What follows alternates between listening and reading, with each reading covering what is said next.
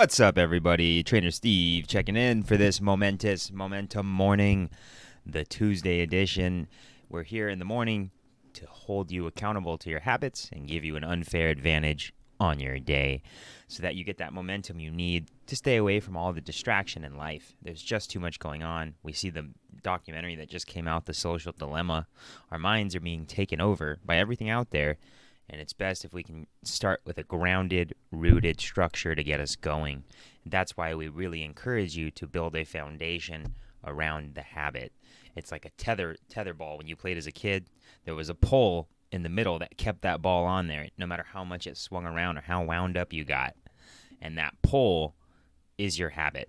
It keeps that ball spinning, and if it gets caught and wound up, at least you can unwind yourself because you have a habit sitting there in the center. But if you don't have that habit sitting there in the center, then you're going to be in trouble because, the rest of us go to reckless abandonment. At least that's what I've always done in the past. Make sure you're commenting below with the habit you're working on. I'm going to do 10 push-ups every day for every habit. Check in. Alrighty. Moving over to some thoughts that we had about meal prepping. Tip number 1 for meal prepping. We're going to get into it. Meal prepping a lot this year because meal prepping is just so important. So tip number 1 for meal prep, get it down on paper. Got to get it down on paper. We see here from Miss Tracy Warner Hockman. She sent over her meal prep idea. So that's her tip number 2. Not only just get it down on paper, but have it systematized in a way where you know what you're going to do ahead of time, day by day. I'm not going to share her info because I didn't ask her to share this. Sorry that I didn't. But I'm sharing this freely. I hope you don't mind, Tracy. And you can see on this chart here that she has the days set up day by day. She knows what she's going to do for breakfast, lunch, dinner. She has exercises here of what she's doing each day. She and I are going to work together probably closer to what to do with that walking and other things that she can add into her life. And then she has snacks here. So she already has her entire system planned out. And when you have your whole system planned out, it makes it a ton easier to keep up what you've been trying to work on. And that would make it so you don't necessarily get tempted by the things in your life that might ordinarily grab your attention and try to take you over, especially in the evening when that hunger monkey comes and grabs you, if you know what I'm talking about. So that's tip number 2. And then tip number 3 here, like I've talked about before in the past, using a mind map. I really love these to visualize what I'm trying to do here. I started doing this morning, but I kind of ran out of time to show you guys what I'm talking about. But essentially, this is how I think about meal prepping. I think about meal prepping. We need a protein source, we need a fat source, and we need our carb source. There's probably different ratios you want, but typically for me, I want at least a fistful of protein on my plate. And then that fistful of protein on my plate, I want to try to do something like beef, salmon, eggs, goat, turkey, chicken, other fish, lamb. I'm probably leaving some of the things off the table here, but these are the things that I eat the most of.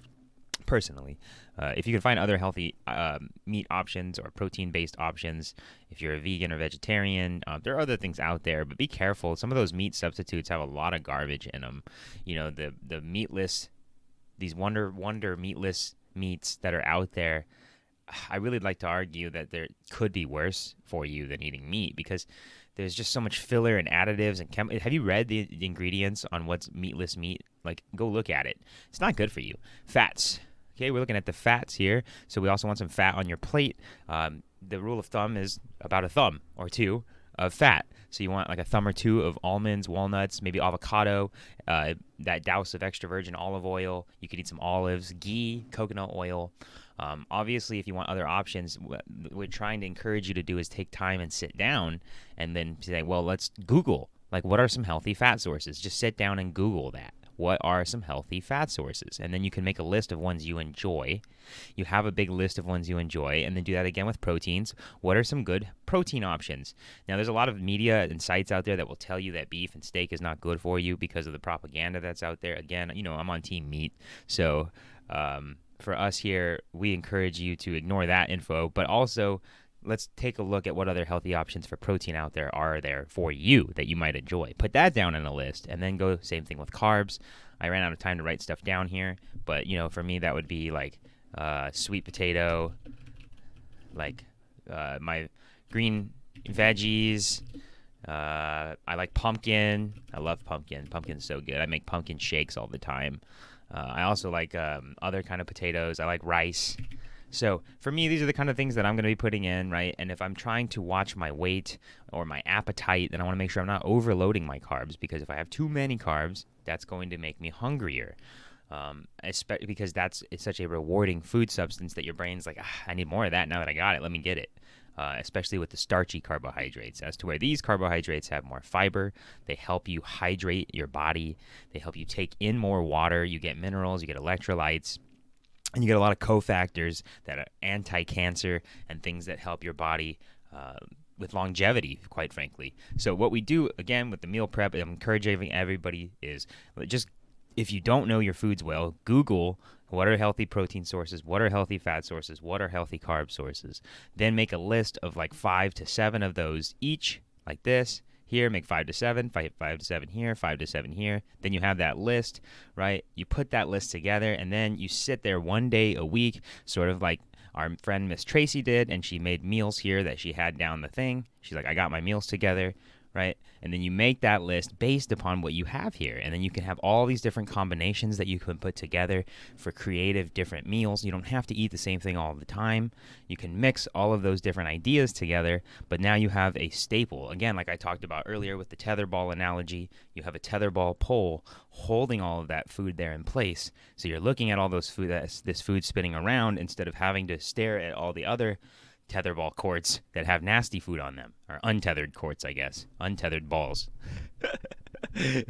So with that in mind, try that out. That's tip number 3 there. So tip number 1 is just write it down. Tip number 2 is have a system where you're looking at it Monday through Sunday. Okay, I know what I'm doing Monday, Tuesday, Wednesday, Thursday, Friday, Saturday, Sunday. And then tip number 3 is actually go beyond that and have a system of your proteins, fats, and carbs, and then have a list of those foods available to you, ready, that you stare at and you know that, and that you grocery shop for, and that you can meal plan ahead of time of like, how am I going to prepare these things? When am I going to prepare these things? What are the meals that I'll look forward to? That's what we try to do here at Stick to It Fitness, is make yourself look forward to the healthy options so that you don't want to do the dumber option. All right? Even though it is more fun to have fun sometimes, and I encourage it. You know, I like to have fun as well. I'm not like a nutrition Nazi. I do believe in getting bad food in your body sometimes. It's just you've got to be smart about how you do it. So these kind of systems help prevent falling off too much and too often. All right, moving over to the habit roll call of the day. Thank you for checking in, Miss Evelyn. I see you there live. Let's get it. The world famous habit roll call.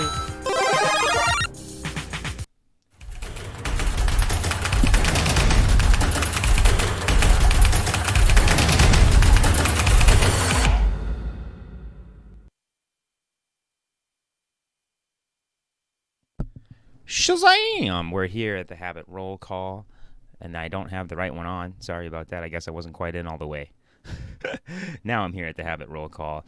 I'm going to read your live comment going in a second here, Miss Evelyn, but I'm going to go over yesterday's comments first.